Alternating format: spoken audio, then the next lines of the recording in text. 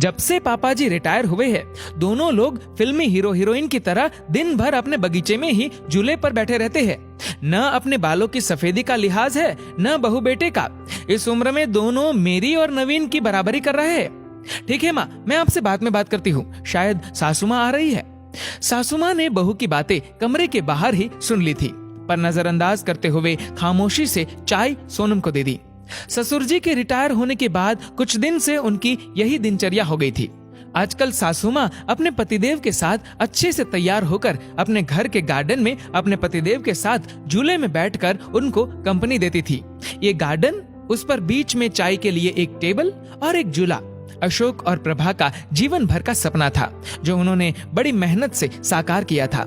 ऐसे मनमोहक वातावरण में वहां पर लगा झूला मन को असीम शांति प्रदान करता। पहले दोनों इस मनमोहक जगह में कम समय के लिए ही बैठ पाते थे। प्रभा अनमनी होती तो अशोक बड़े जिंदा दिल शब्दों में कहते, पार्टनर, रिटायरमेंट के बाद दोनों इसी झूले पर साथ बैठेंगे और खाना भी साथ में ही खाएंगे। आपकी हर शिकायत हम दूर कर देंगे। फिलहाल हमें बच्चों के लिए जीना है। बच्चों के करियर पर बहुत कुछ बलिदान करना पड़ा। खैर, अब बेटा अच्छी नौकरी में था और बेटी भी अपने घर शादी करके जा चुकी थी। रिटायरमेंट के बाद घर में थोड़ी रौनक रहने लगी थी। अशोक जी को भी घर में रहना अच्छा लग रहा था।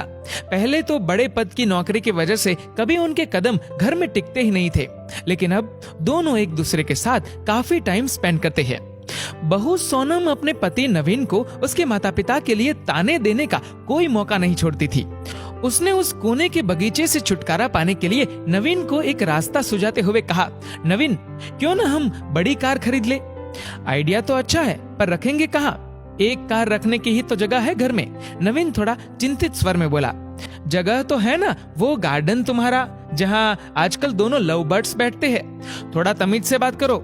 नवीन थोड़ा गुस्से से बोला, लेकिन फिर भी सोनम ने अपने पति को पापा से बात करने के लिए मना ही लिया।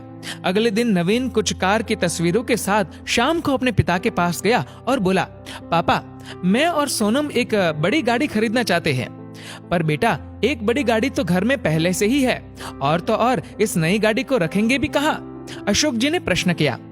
ये जो बगीचा है, यही गैराज बनवा लेंगे। वैसे भी सोनम से तो इसकी देखभाल होने से रही, और मम्मी कब तक देखभाल करेंगी? इन पेड़ों को कटवाना ही ठीक रहेगा। वैसे भी ये सब जड़ें मजबूत कर घर की दीवारें कमजोर कर रहे हैं। ये सुनकर माँ तो वहीं कुर्सी पर सीना पकड़कर बैठ गई। पापा ने क्रोध को काबू में करते हुए कहा, मुझे तुम्हारी माँ से भी बात करनी पड़ेगी, थोड़ा सोचने का मौका दो। क्या पापा, मम्मी से क्या पूछना? वैसे भी इस जगह का इस्तेमाल भी क्या है? नवीन थोड़ा चिड़चिड़ाकर बोला, आप दोनों दिन भर इस जगह बगैर कुछ सोचे समझे 4 लोगों का लिहाज किए बगैर साथ में बैठे रहते हैं।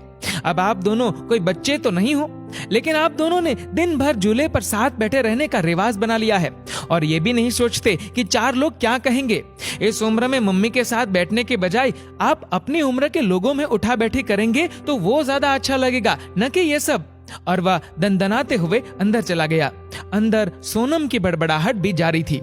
अशोक जी कड़वी सच्चाई का एहसास कर रहे थे, पर आज की बात से तो उनके साथ प्रभाजी भी सन्न रह गई। अपने बेटे के मुंह से ऐसी बातें सुनकर दोनों का दिल भर आया था और टूट भी चुका था। रिटायरमेंट को अभी कुछ ही समय हुआ जो थोड़ा सुकून से गुजरा था। पहले की जिंदगी तो भागम भाग में ही निकल गई थी बच्चों के लिए सुख साधन जुटाने में। अशोक जी आज पूरी रात ऊहापोह में लगे रहे, कुछ सोचते रहे, कुछ समझते रहे और कुछ योजना बनाते रहे। लेकिन सुबह जब वे उठे तब बड़े शांत और प्रसन्न थे। वे रसोई में गए और खुद चाय बनाई। कमरे में आकर पहला कप प्रभा को उठाकर पकड़ाया और दूसरा खुद पीने लगे। आपने क्या सोचा? प्रभा ने रुआंसे लहजे में पूछा। मैं सब ठीक कर दूंगा, बस तुम धीरज रखो, अशोक बोले। पर हद से ज्यादा निराश प्रभा उस दिन पौधों में पानी देने भी न निकली और न ही किसी से कोई बात की। दिन भर सब सामान्य रहा, लेकिन शाम को अपने घर के बाहर एक बोर्ड टांग दिया जहां लिखा था वृद्धाश्रम। वृद्धाश्रम का बोर्ड टंगा देख नवीन ने भौचक के स्वर में पापा से प्रश्न किया, पापा, माना कि घर बड़ा है, पर ये वृद्धाश्रम का बोर्ड किस लिए? अगले महीने मेरे स्टाफ के मिस्टर गुप्ता रिटायर हो रहे हैं, तो वो इसी घर में रहेंगे, उन्होंने शांतिपूर्ण तरीके से उत्तर दिया। हैरान नवीन बोला, पर कहां? तुम्हारे कमरे में, पापा ने सामान्य स्वर में उत्तर दिया। नवीन का स्वर अब हकलाने लगा था। और हम लोग तुम्हें इस लायक बना दिया है। 2-3 महीने में कोई फ्लैट देख लेना या कंपनी के फ्लैट में रह लेना अपनी उम्र के लोगों के साथ। पापा एक एक शब्द चबाते हुए बोल रहे थे। हम दोनों भी अपनी उम्र के लोगों में उठे बैठेंगे और अपनी बात पूरी करते हुए कहा, अरे नालायक, तुम्हारी माँ की सारी उम्र सबका लिहाज करने में ही निकल गई, कभी बुजुर्ग तो कभी बच्चे। अब लिहाज की सीख तुम सबसे लेना बाकी रह गया था। पापा मेरा वो मतलब नहीं था, नवीन सिर झुकाकर बोला। नहीं बेटा, तुम्हारी पीढ़ी ने हमें भी प्रैक्टिकल बनने का सबक दे दिया। जब हम तुम दोनों को साथ देखकर खुश हो सकते हैं तो तुम लोगों को हम लोगों से दिक्कत क्यों है? इस मकान को घर तुम्हारी माँ ने बनाया। ये पेड़ और इनके फूल तुम्हारे लिए मांगी गई न जाने कितनी मनौतियों के साक्षी है। तो ये अनोखा कोना छीनने का अधिकार मैं किसी को भी नहीं दूंगा। पापा आप तो सीरियस हो गए। नवीन के स्वर अब नम्र हो चले थे। न बेटा, तुम्हारी माँ ने न जाने कितने कष्ट सहकर, कितने त्याग करके मेरा साथ दिया। आज इसी के सहयोग से मेरे सिर पर कोई कर्ज नहीं है।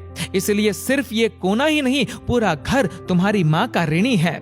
घर तुम दोनों से पहले उसका है, क्योंकि जीभ पहले आती है न कि दांत।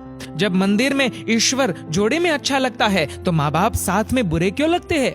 जिंदगी हमें भी तो एक ही बार मिली है, इसलिए हम इसे अपने हिसाब से एंजॉय करना चाहते हैं। नवीन अब कुछ भी बोलने के लायक नहीं रहा। दोनों पापा के पैरों में गिरकर माफी मांगने लगे। दोस्तों, 4 लोग क्या सोचेंगे इसके डर से हम हमारी खुशियों पर रोक नहीं लगा सकते। जिंदगी हमें सिर्फ एक बार मिलती है। सपने देखने हो या साकार करने हो, जब भी मौका मिले खुल के जीने का तो जी लीजिएगा। 4 लोगों की बातें सुनते रहे तो खुद की लाइफ कभी नहीं जी पाओगे। दोस्तों, आपकी इस वीडियो के बारे में क्या राय है नीचे कमेंट करके जरूर बताएगा। और दोस्तों, अगर आपको ये वीडियो पसंद आए तो इस वीडियो को लाइक करेगा, शेयर करेगा ज्यादा से ज्यादा लोगों तक। और ऐसे ही और भी इंस्पिरेशनल वीडियोस के लिए सब्सक्राइब करें हमारे यूट्यूब चैनल को और फेसबुक पर फॉलो करें हमारे पेज को। धन्यवाद।